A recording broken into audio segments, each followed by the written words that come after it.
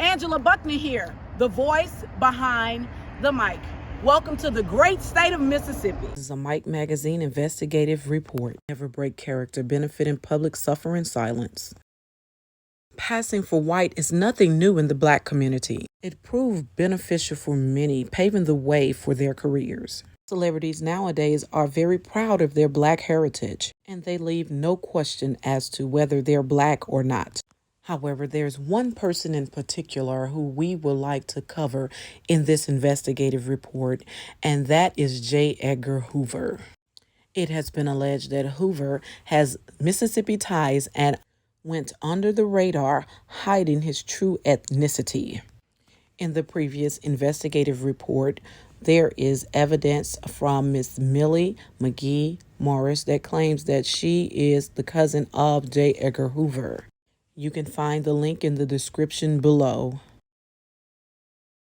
I would say that a person that is passing for white has to have has a tremendous amount of unhappiness. They don't feel fulfilled, and it has to be extremely tiring to fake every aspect of you. J. Edgar Hoover rose through the ranks during a time when John Dillinger was highly sought after as a bank robber, and if J. Edgar Hoover was passing for white, this was not the time for him to make a grand announcement to let everybody know. He had to get in character and stay in character. J. Edgar Hoover had a reputation for dismantling Black organizations. It is also alleged that he went after several prominent Black leaders in the Black community. When you hear that a person has passed for white, in your mind, what does that mean to you? Just break it down like I'm third grade. Well, I think about the privileges that white has to offer. Now, most white people, they will deny that because they have no idea really what white privileges is, because they've never really, even though they know there's something there that allows them to excel in business, opportunities. And I said, what I mean in banks, borrowing money, and white privileges. If you have white privileges, there's a whole gamut of opportunities will open for you. Talk about imitation of life. Imitation of Life was the first, that's going back to Jim Crow, when blacks had no privileges. The laws was not for, that's when white privilege was above the law. And so at that particular time, there was this movie, Imitation of Life, really demonstrated what, there was the young lady wanted to be an entertainer, and she was very successful because it was the white privilege that launched her career. And that's what she was really holding on to, and she didn't want to associate even with her mother. She gave her mother up for that. But by the end of the movie, the mom dies. We know, if you've watched the movie, you see her going from city to city, flying out, trying to find her daughter, and eventually she just gives up and she just dies. And so the daughter returns back, and she's running behind the mom's casket, crying for her mother. And if you didn't know her, you'd think she's crying for or what they call a mammy, right? But that was her actual mother. And so can you imagine being torn? You got to divorce your heritage. Exactly. But she realized that she was in touch with her conscience. That's what sent her looking for her mother, because she realized what she had done. And she was very saddened by that. And she had denied her mother all those years because of her career. She put her career above her love for her mother. J. Edgar Hoover's black family member alleged that once he rose to the top as the director at the FBI, 2 mysterious murders happened back in the state of Mississippi. In the eyes of many, Hoover was romanticized as a movie star, and it was said that he was afforded a lot of opportunities. So much so that his name is on the FBI building in Washington, D.C. today. J. Edgar Hoover, you call him a genius. Yes, he was. Why was he a genius? He was a genius because he concealed his true identity for so many years. I remember I got in law enforcement back in the early 60s.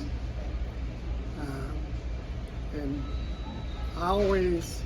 he billed the FBI is known as being the greatest law enforcement agency on earth.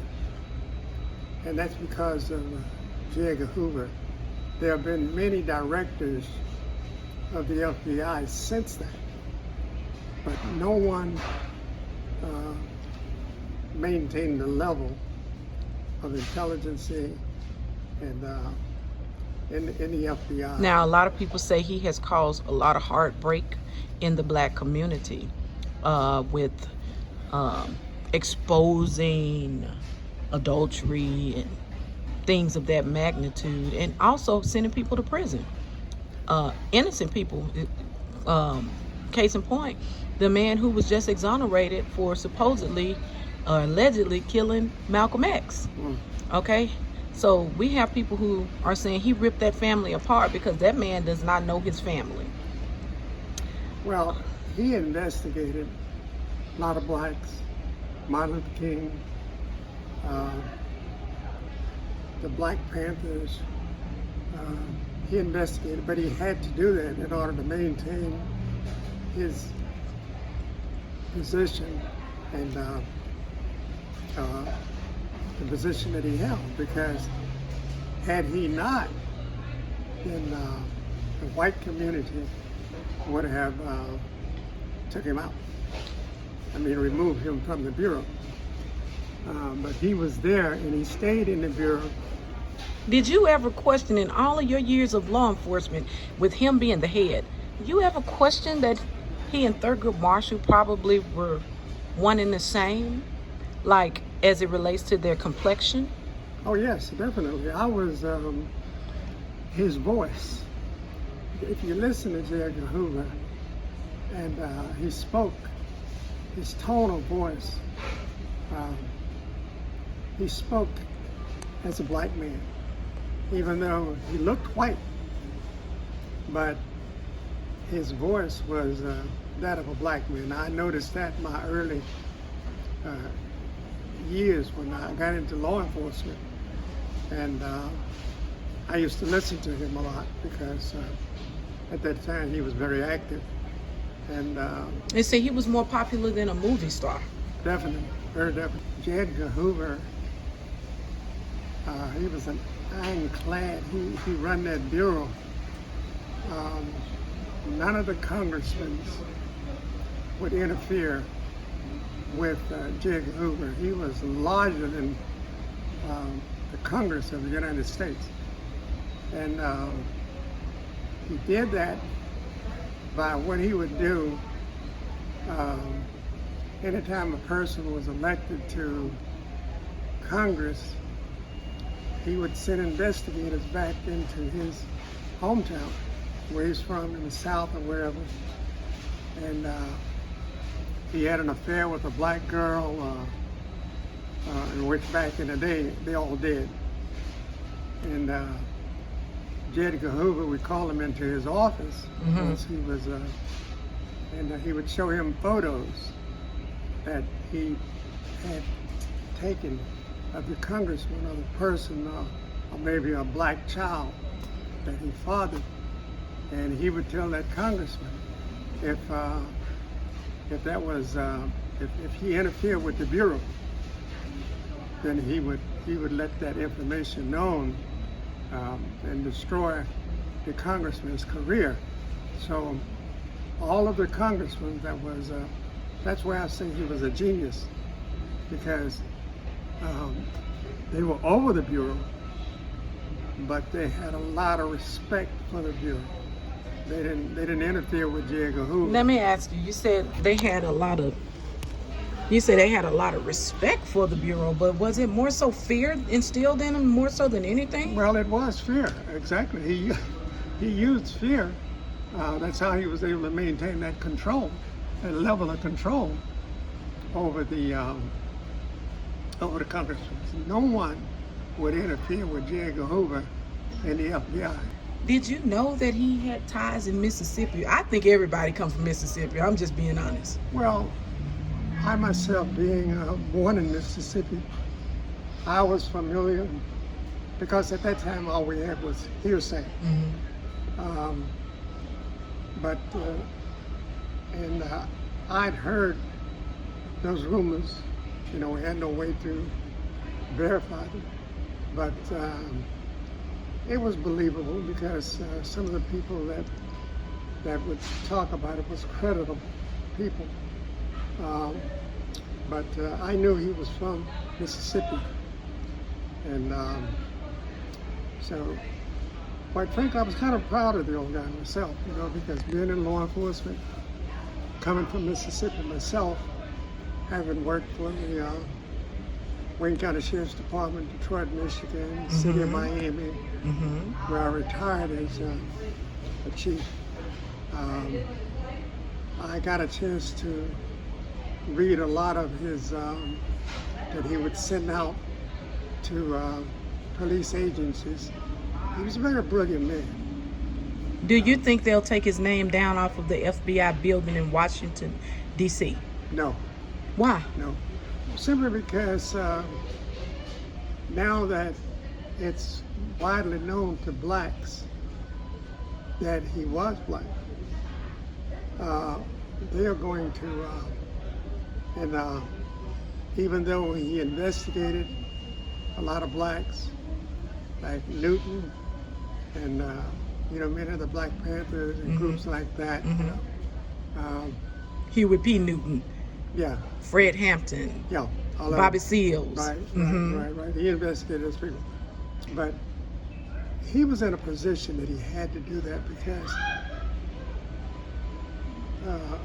presenting himself as being white, he had to act that way. So in the operative word is act. So if he was acting, he couldn't break character. Is that what you're saying? Exactly. Passing for white is a trauma response, and also a way for some black people to think that that's the only way that they can be successful in life. It's sad, because there is something so rich about being your true authentic self. It's you get a chance to tap into happiness, peace, and joy when you are your authentic self, no matter what is going on around you and no matter who you're around. So my prayer for those passing for white is that they begin to do the healing work, to do the shadow work, so that they can express and find their true authentic self. He's a legend, and his name will always will be in light. Some people will disagree with you Oh, because they say some are saying he was a monster. Some are saying that he was not even human. But you're saying, as a contribution to law enforcement, his contribution was a brilliant one. yes. Okay. And now that a lot of blacks now know that he was black. Some say, hey, let him be where he was. Exactly. Send him back over there where he was pretending, to be. Right. Now, but a lot of blacks will accept, because they will know what it was like holding a position like that, pretending to be white. And I mean, the Bureau was completely off hands to any form of government. And he had that kind of power. And so blacks will now realize how brilliant he was. You're using the word brilliant, but some people will use another B word, you know. Well, you see, if you look at the Bureau, and if you know, they are not today what they were back in Hoover's days. Okay, so make your comparison. When Hoover was around and he was holding it down, compared to now, because we've seen Comey leave, come and go. Now we have a new director, all of this stuff. Some people think it's watered down. But what is your comparison? The Bureau, J. Edgar Hoover ran the Bureau. Now the Bureau is a political machine. And the Bureau, for instance, okay, if you look at Mike Brown, the Mike Brown murder. Now the Mike Brown murder was a murder.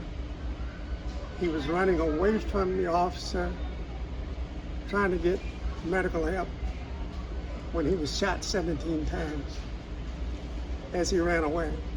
Now the Bureau came in and did an investigation, and that was under Obama. The Bureau do not investigate local homicides. So technically, the Mike Brown incident was never investigated. But they call it an outside agency now. But they are not. See, the FBI, that is not there. They don't investigate local homicides. But some would argue that J. Edgar Hoover wouldn't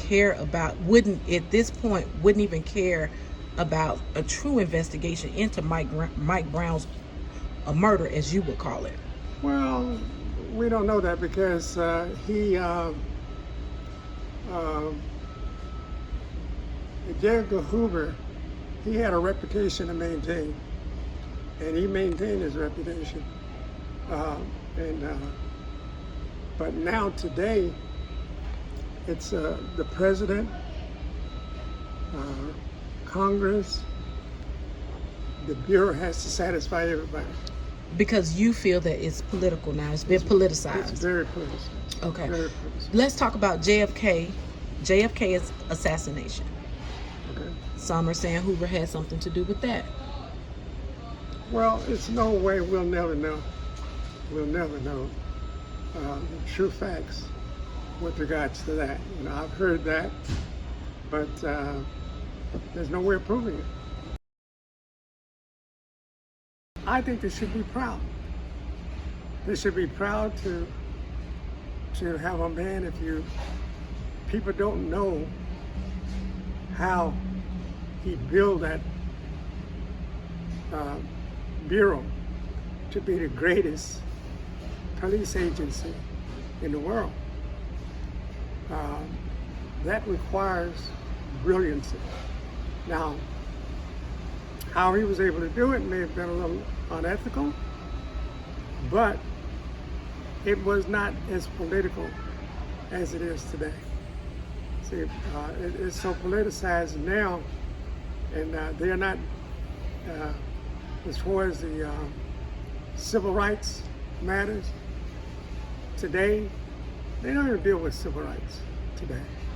And it's just all of the constitutionalities has just about faded away. And you got the Martin Luther, the worst thing that could happen to blacks is that Martin Luther King thing about I had a dream. If you would like to donate to the Mike magazine, the information is on the screen. Please be sure to hit the subscribe button and hit that bell for notification. Angela Buckman here, the voice behind the mic.